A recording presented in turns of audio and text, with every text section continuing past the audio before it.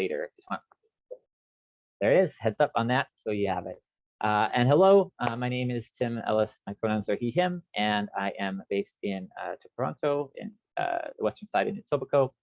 And I am also acknowledging that I'm sure we're calling in from all over the place. We just saw that in the poll. So there's lots of different traditional territories that we're calling in from. But wherever you're calling in from, it is the traditional territory of one or more of the Indigenous peoples who first made their homes here. So I want to invite you to take a moment to think about the territories you're joining us from and what your relationship is to the land, to the people of the land, and what are the responsibilities you have, and we all have, to the Indigenous people that land belongs to. And especially as we dive into this conversation about winning a just transition for Canada, we've always got to be asking ourselves whether the solutions we fight for advance Indigenous sovereignty or work against it. There is no climate justice without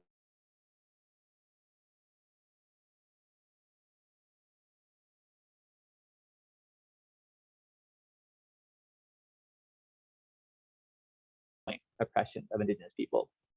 If you're not sure what territory you live on, you can go to native-land.ca, put in where you live. It gives you some information about the land that you live on, any treaties that might exist there, some of the history there. We encourage you to learn about the host nations and how you can support them in your community, and to consider the Truth and Reconciliation Commission's calls to action, ones that you can adopt for yourself and advocate for the government as well. I'm going back to you, Kate. You want me to keep going?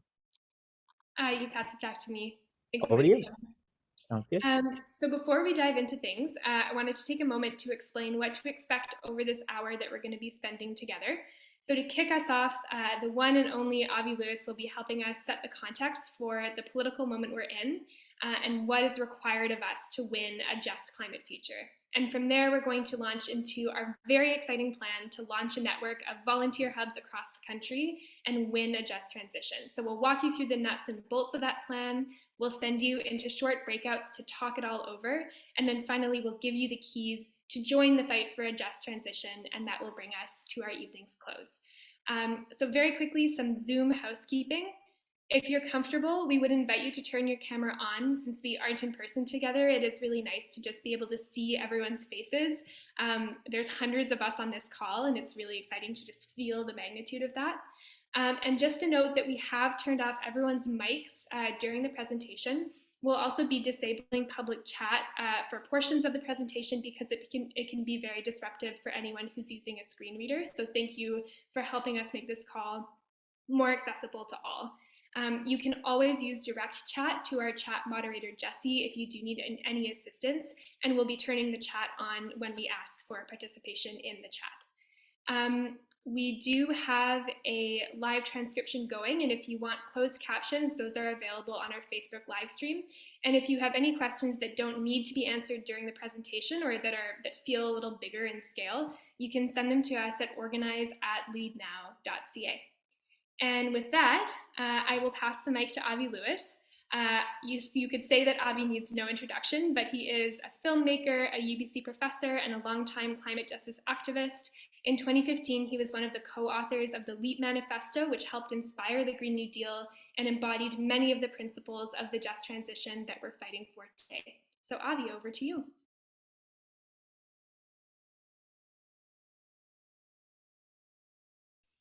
Yes, I've unmuted. The revolution we must be at the precipice of revolution. I have succeeded in unmuting. Hi, everybody. I'm thrilled to be here with you today. So grateful to Lead Now and the organizers for setting up this fantastic campaign. I live in Huelqui, otherwise known as Half Moon Bay, in the beautiful territory of the Sechelt Nation outside of Sechelt in British Columbia. But I'm coming to you today from the unceded territories of Coast Salish peoples, in particular the Squamish, Tsleil-Waututh, and Musqueam First Nations here in West Vancouver, where I'm actually at a house meeting for a just transition local organizing project that we've been doing for 3 or 4 months now. So from the ground up, I can tell you there is a huge appetite for this conversation. But let's start with where we are. My firm conviction is that we are in a unique historic moment that is both bleak and frightening, but also full of promise and the tantalizing prospect of deep change. But, you know, let's be honest, it kind of seems like everything is broken right now. Am I right? Emergency rooms are closing. Airports don't even go there. Completely disaster. The price of just about everything is soaring. Everything but wages, that is. The response to high inflation from the Bank of Canada, high inflation that was caused by corporate profiteering on everything from gas to groceries to houses. Bank of Canada responds with huge interest rate hikes, making the cost of housing in particular even more out of control and out of reach for all but the ultra rich. And underpinning and overarching it all is the climate emergency. We are in yet another heat wave in British Columbia, bringing flashbacks of the heat dome a year ago when 1 billion shellfish cooked in their shells and some 600 people, mostly elderly, disabled, and marginalized folks, lost their lives to the heat and to a system that cannot provide people with support and safety in an utterly predictable emergency. And unfortunately, on all of these interconnected emergencies, we have a federal government that mouths progressive platitudes while shoveling untold billions of public wealth into the bulging coffers of their friends, the oligarchs who run big telecom, big supermarkets, big drugstores, big real estate, big pharma, and big oil and gas. And on the climate emergency, it is especially distressing. Justin Trudeau has what I have started calling an abusive relationship with the truth. His mixed messages on climate and energy have confused and traumatized too many of us. It started at the peak of this absurdity when the Liberal government declared a climate emergency one day and bought, with our money, what ended up being a more than $20 billion pipeline the next day. But this cycle has repeated over and over, like announcing there'd be a cap on emissions from oil and gas, and then announcing a new gusher of cash, again, public cash for carbon capture and other costly technologies that are proven only to extend the life and the profits of fossil fuel giants.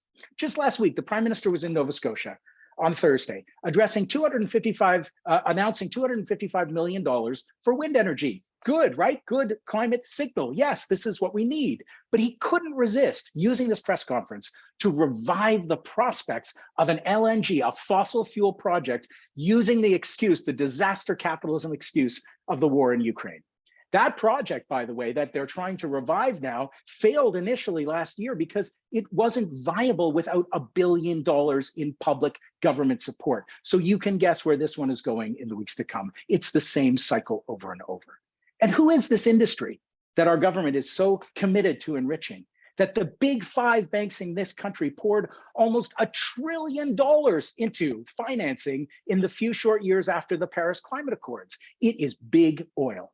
The industry that has known about our heating climate since the middle of last century and has spent decades sowing delay, distraction, and denial. The industry that, according to this astounding new research published in The Guardian last week, has made profits of $3 billion a day for the last 50 years. Just think about that. Those profits have bought power, the power to obstruct and water down climate action year after year after year. But here's the thing. The climate emergency itself is systematically breaking down all of their lies and rationalizations and greenwashing. More and more people every day feel it in our guts that this situation is perilous, existential, danger, and it has to change. And the fact that just about everything else in our economy and our system is breaking down at the same time only adds to the conviction, the widespread, deep conviction that we are collectively in big trouble and that we need big change on every issue, on every front to get out of it. And this is where, despite how staggeringly bad things seem these days, I actually find immense hope. All the old stories are breaking down. All the old excuses are crumbling. And now is an incredibly fertile moment to come together and build power for fundamental change. And that is where Just Transition comes in. Now, we know the old story. Energy workers have long been weaponized by big oil and its government enablers. Whenever we call for dramatic action on climate, they say, you don't care about workers. You want to destroy the economy for the environment. But this old lie is melting into air. We know that we can launch a mobilization like we haven't seen in this country since World War II. one that can accelerate a rapid transition in all sectors of our economy starting yesterday. We know that we can build a fossil fuel economy, a fossil-free economy that creates millions of good, family-supporting, unionized jobs, that gives land back to indigenous jurisdiction, that dismantles white supremacy and grants status to hundreds of thousands of migrant workers. A transition that addresses the housing emergency, the public health emergency, the transit emergency, the cost of living crisis through public ownership and massive public investments in universal social programs. A just transition that leaves no one behind, that seizes power back from the desiccated clutch of the corporate elite and returns it to us, to the joyous rabble, the people whose work creates all value in the economy. So that's the big picture fight in this moment and the power and the importance of the just transition frame. I've been working on just transition a lot over the past few years, and I want to leave you with a couple of simple ideas. There are two ways to see just transition, and we have to set the terms of this fight by laying down the right version of just transition as the only version of just transition.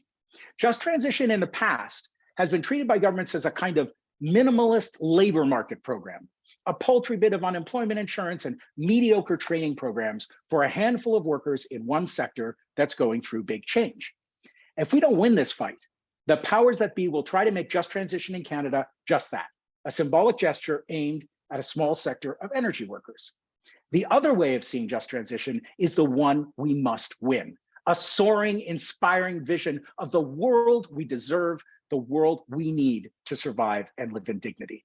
A world where the crimes of colonialism are named and responsibility is actively taken and restitution and reparations get real.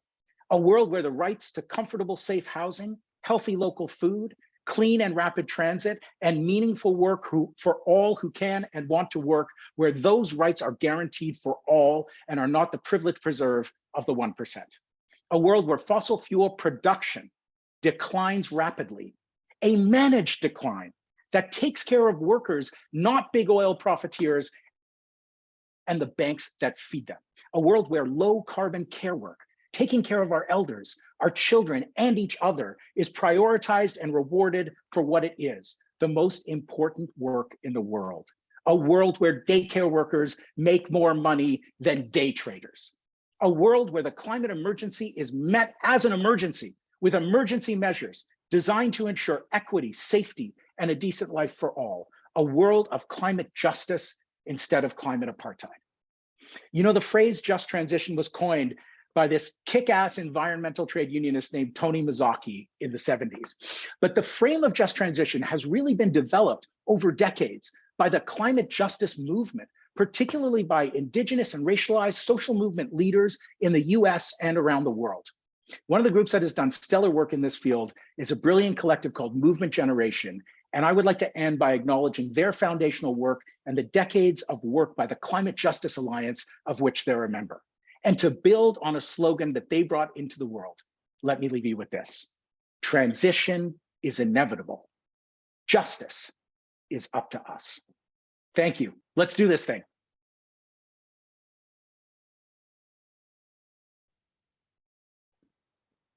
Thank you so much, Avi. I just got full body tingles listening to your description of this world that we deserve and this world that we know we can create.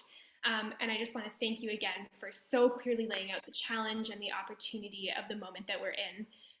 If everyone could just use your reaction function to send some love to Avi, you can give him some applause, give him some hearts. And I think Avi actually has to go to his Just Transition house party, and so we can bid him farewell, safe in the knowledge that we're about to get to work. Okay, so now I have the great pleasure to pass the mic to Teresa, who is a volunteer who joined Lead Now during the 2021 federal election campaign for a just transition. And she'll be sharing a little bit about what a just transition means to her and why she took the step to join Lead Now and dedicate her time to fight for it. So Teresa, I'll pass the mic to you. Hi guys, whoa, following Avi Lewis, my goodness, Kate, thanks a lot for that.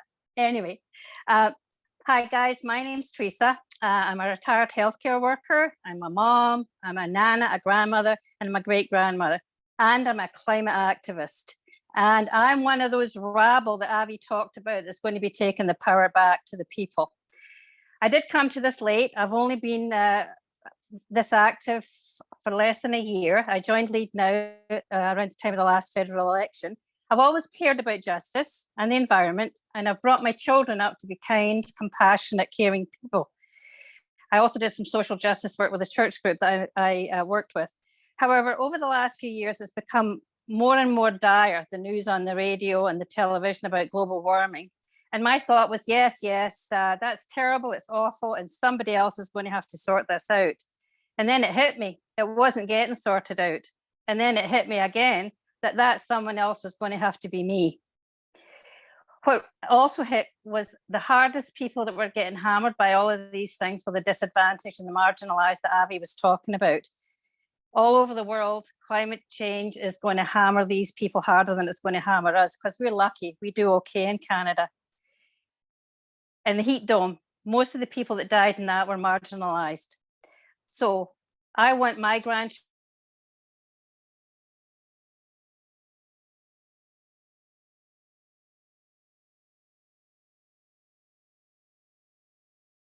joined Lead Now, thinking I could do a little bit of something here and there to do my part for the climate and to make sure that justice happened in my world and the rest of the world. And I joined a volunteer group. Kate was running it. God bless Kate. She's been a wonderful support.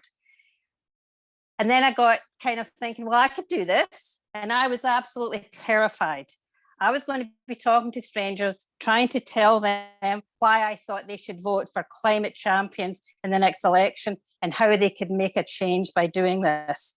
But it was really frightening because it was really stretched to myself. And you know what? I did it and I lived through it. And then Avi's talking about the big 5 royal banks and their gazillion dollars that they have funneled into fossil fuels. So Lead Now decided that they were going to do a day of action. And there I was, terrified again. But man, oh man, I was on the picket lines, waving my placards, and the RCM cruising by asking us what we were doing there. I did something and I lived through that as well. But the really good news, my children and my grandchildren are really proud of their activist granny. And my legacy to them and to my world is going to be so much richer because of my climate activism. As Joan Baez famously said, the antidote to despair is action. I've taken action, I feel better for it, and I hope that the world is going to be better for me and all you guys taking this action to make sure that we fight this climate emergency in a just and fair way for us, our children, our grandchildren, and the world's children and grandchildren and great-grandchildren. Keep to the barricades, guys. Thank you.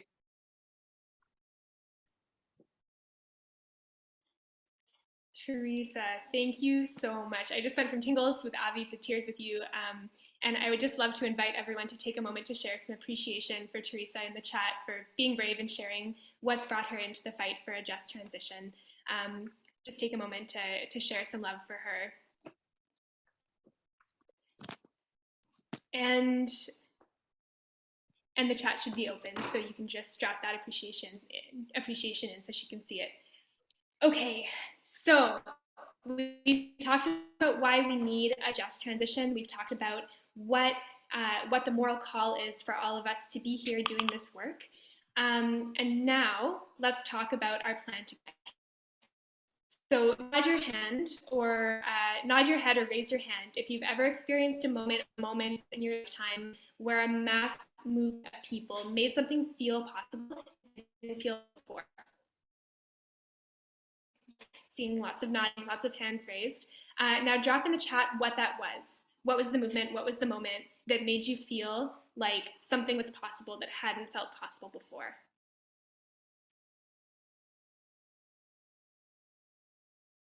Oh my goodness. I'm just gonna give everyone a moment to write that in the chat.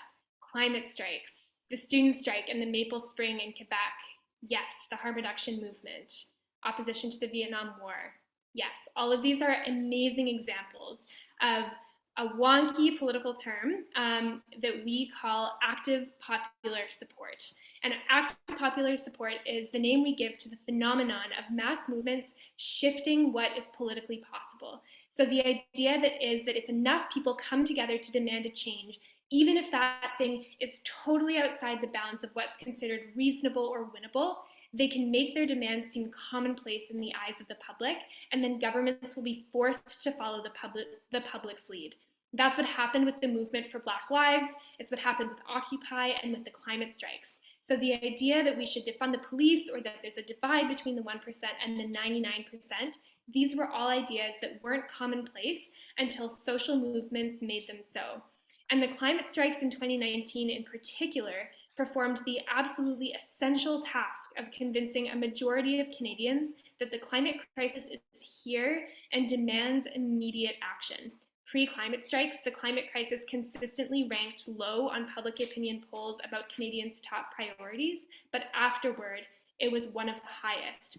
And that's an enormous victory.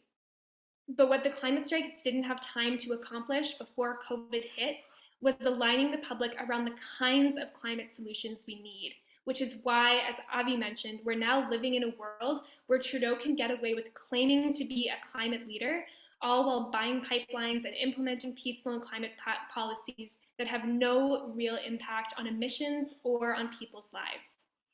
So we know that we need so much more than that, which is why we are carrying forward the call for a just transition that can stop fossil fuel expansion, that can make massive investments in the public sector and create millions of new jobs to fuel the transition and pay for it by reclaiming wealth from the billionaire class and the oil and gas sector. And most importantly, can do all that while making life fairer and more secure for all of us. So that's where we all come in, because we know that our government won't act until a majority of the public is making it impossible for them not to. So we know that if we want to win a just transition, that means we'll need a lot of people on our side who are willing to demand more than half measures or empty words from our political leaders. That's why we're going to be kickstarting local hubs all across the country to drive forward the fight for a just transition. Hubs are the building blocks of mass movements because they allow people to build power in their own communities while also presenting a common front on a national scale. And these Lead Now volunteer hubs will work together over the summer and hopefully for many months and even years to come to align the public around the need for a just transition and organize to win it. So this summer, we're going to be targeting 2 institutions that we think are holding us back from winning a just transition. And like I said before, this isn't the entirety of the fight. We're not going to win a just transition in the coming months, but these will lay the foundations to make a just transition more possible. So first off, we're going to be targeting the media. And for all the good the media does, we also know it's one of the many institutions that have allowed our public leaders to get away with claiming they're doing enough on climate. We've all seen the headlines from major newspapers lauding the piecemeal climate policies our leaders have put forward and parroting talking points like Trudeau's infamous line about needing pipelines in order to fuel the transition to a carbon-free economy. As you can see, some headlines just from the last couple weeks, we are seeing the media repeating Trudeau's talking points. We're seeing it talk about climate emergencies that are happening, like the extreme heat waves that are hitting Europe, but not making any connection to the climate crisis or the solutions we need to mitigate it. So if we are going to win a just transition, then we need the public to understand that number 1, the climate crisis is here and impacting all of us, and number 2, the solutions our government is putting forward simply aren't enough. And with summer ushering in a host of climate-induced disasters, from drought to heat waves to forest fires, we know that the media will be talking about it. And that means that we have a golden opportunity to compel them to talk about it in the right way, to tell the truth about climate and hold our political leaders' feet to the fire. So throughout August, we'll be flooding media outlets with op-eds and letters to the editor, bombarding journalists on Twitter, handing out newspapers that tell the real story about climate change, and taking over the radio waves during call-in shows to make sure that no media outlet can get away with reporting on the climate crisis without talking about kinds of solutions we need to address it. And second, we're going to go directly to people in power. In September, the federal government will be putting forward legislation on an oil and gas emissions cap. And while we know that a cap on oil and gas isn't the same as a just transition, we know that it will set concrete limits on how much fossil fuel companies can emit and increase the political and economic incentive for a just transition. And since we see this as a key opportunity on the road to winning a just transition, we'll be going all out, lobbying and bird dogging our local MPs until they agree to pass an ambitious emissions cap. So, now that you've heard our plan for this launch of a summer campaign, we would love to pass it back to you and hear your thoughts on the plan we've just laid out. So what we're going to do now is we're going to be sending you into breakouts of 5 people for the next 10 minutes, and we're going to invite you to briefly introduce yourselves to one another and then discuss these 3 questions. What about this plan excites you the most? Do you have ideas for things we could try that weren't included? And how do you see yourself contributing to this campaign? We're going to send you out. There is a Google form that we're going to send you a link for. If you feel compelled to write down any of the notes from your conversation there, you're welcome to. It's by no means mandatory. It's just if there are things that you'd like us to hear. And we will bring you back in 10 minutes at 40 past the hour. And we will see you all soon. So you should all be receiving an invitation to join a breakout room. Feel free to accept. See you all in minutes.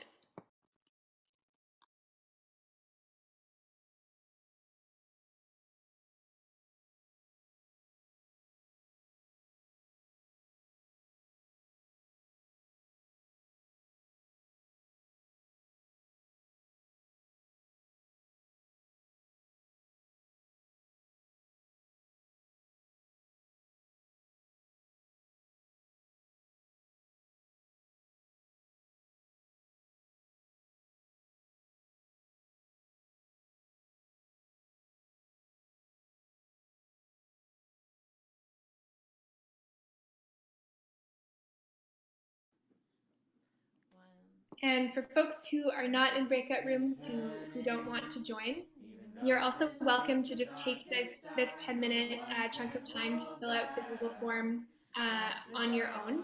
So the link is in the chat, and this goes for people who are joining us on Facebook Livestream as well. Feel free to take the next few minutes to fill out the form and share your thoughts with us that way. And as we're striking, we will be standing side by side, our generation on the rise. Light is returning, even though this is the darkest hour, no one can hold back the dawn. Let's keep it burning, let's keep the flame of hope alive, make safe our journey through the storm. And as we're striking, we will be standing side by side, our generation on the rise. Light is returning, even though this is the darkest hour, no one can hold back the dawn. There is a land There is a land high on a hill, high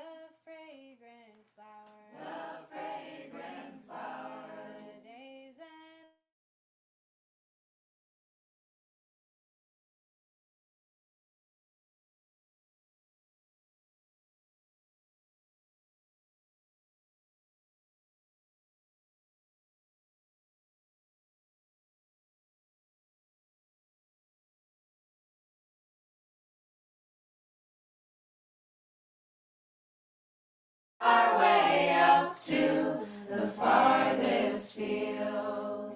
I know one day I'll leave my home here in the valley and climb up to that field so fair. And when I'm called, and counted in that final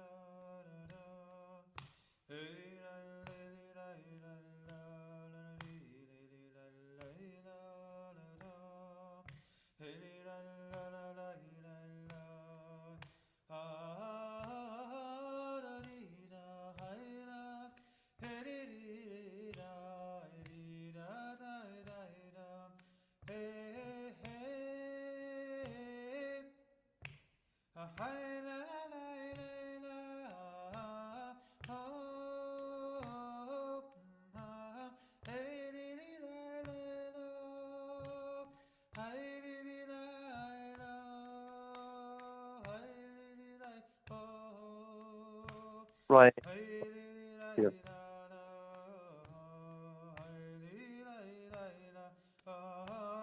Okay, welcome back, everyone.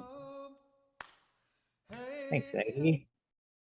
And welcome back, everyone. I look forward to reading your comments, and thanks for taking the time to share your feedback. Lead Now is a people-powered organization, and so your input is part of what makes us effective.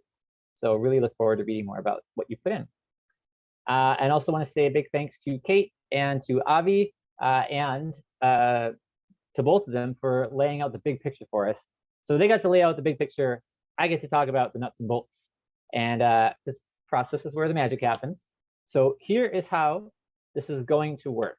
And I saw the request to go over the plan a little more slowly. So I'll do that, just that. For the last couple of months, we have been laying the groundwork for this expansion of our organizing program. So we've been developing new technology, writing toolkits and guidebooks, building up new team capacity. And now tonight, we're kicking it all off. And so what's going to happen is we are going to invite Lead Now members, that's you, to start or join a local hub in their community. So these hubs are going to be central organizing points for Lead Now in that area, which will complement our digital campaigning with on-the-ground and sustained organizing. Hubs are also going to be our first point of contact with allied groups in that region, which should allow for increased collaboration and avoid duplication of effort. These hubs will be organized by leaders in that community and supported by a new team of volunteers called the coaching team.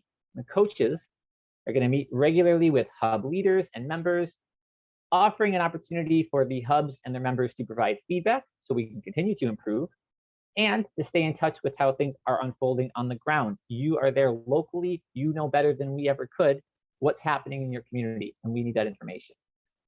I see that there was a report that we didn't have permission to use the form, so we'll check that in a minute. And if you couldn't get the form, we'll do a follow-up later. In addition to that, the coaches are going to offer support, training, and coaching to enable Lead Now volunteers to continue to grow their capacity and their skills.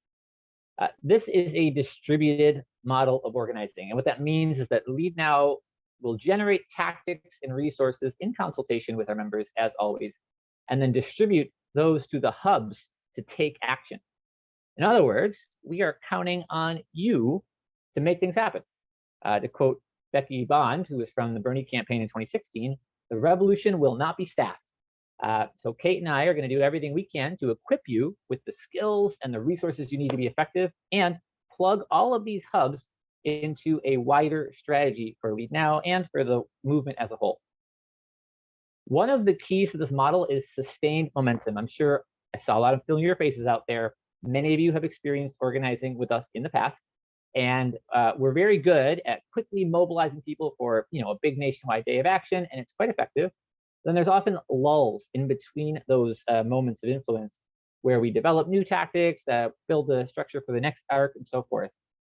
Now, as we develop tactics and toolkits for your hubs, those hubs will keep those skills and those toolkits and be able to continue to conduct activity without Lead Now's guidance directly after the initial push has passed. So what that means is that over time, the hubs will grow in skill and in efficacy and be able to keep up sustained pressure the same way the oil lobby keeps up their sustained pressure, but without the billions of dollars.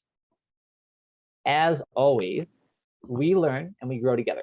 So we are trying out some new things here. There's some new processes, new technology, new structures. We're counting on your feedback to help us to streamline them and improve them and see us through growing pains. So that's the how, that's the nuts and bolts. Now I want to tell you the why as well. But first, I'm going to share a link that invites you to sign up and be part of the campaign. Again, I see a lot of familiar faces here. I know some of you are like ready to go. This link is going to take you to a brief form that asks you for some contact info and then asks you how you'd like to be involved. Would you like to join a local hub? Maybe you're willing to help lead a local hub. Maybe you can help sustain us with a monthly donation to help us to continue to expand the operation. You can check any and all that you're interested in. So Jesse's put the link in the chat. So here's the link, and here's the why. We are running out of time. I am incredibly proud of the campaigns that Lead Now has run. There's no doubt we've had an impact, but we all know it hasn't been enough and we are running out of time. We are up against some of the meanest, greediest, most powerful people in human history. It's not that they don't know the crisis. On the contrary, in fact, they've known longer than the rest of us. It's that they think they're going to be just fine. They think their money, their wealth, and their power are going to protect them. So their incentives are different to ours. Their incentive, their strategy is to keep going, to ride out their toxic industry as long and as hard as they can and get every last dollar out of it. And when we're up against that kind of selfishness and greed and power, we need something even more powerful. The only way we're going to do this is with a mass movement. That is what we are taking for a test drive with this campaign. The hubs, the coaching team, the new structure, these are the bones of something big. We are laying the groundwork for an intersectional, cross-sector, multi-generational mass movement that can deliver the truly transformational change that we need at the scale we need in the time that we need. Because we are running out of time to remake this country, to replace the systems of exploitation and extraction that are powering this crisis with systems of equity and compassion and sustainability. We are running out of time, so we are going to make this time count. The climate movement is full of so many smart and capable people. There are plenty of solutions to the crisis. And this nation is full of caring, determined people who just want to do the right thing. The thing that's missing, the only thing that's missing, is the organized muscle of a mass movement that unites across party lines, across industries, across the continent to demand transformation. That's where Lead Now is moving, to fill that gap, to provide a nucleus around which a much larger movement can blossom and grow, a movement so big that it can't be stopped. I want you to picture tens of thousands or hundreds of thousands, even millions of people marching on Ottawa, working hand in hand to build solar panels and sustainable housing in their communities, transforming this country around the oil oligarchs and their cronies. That's the ambition for Lead Now and our movement allies. But Lead Now is you.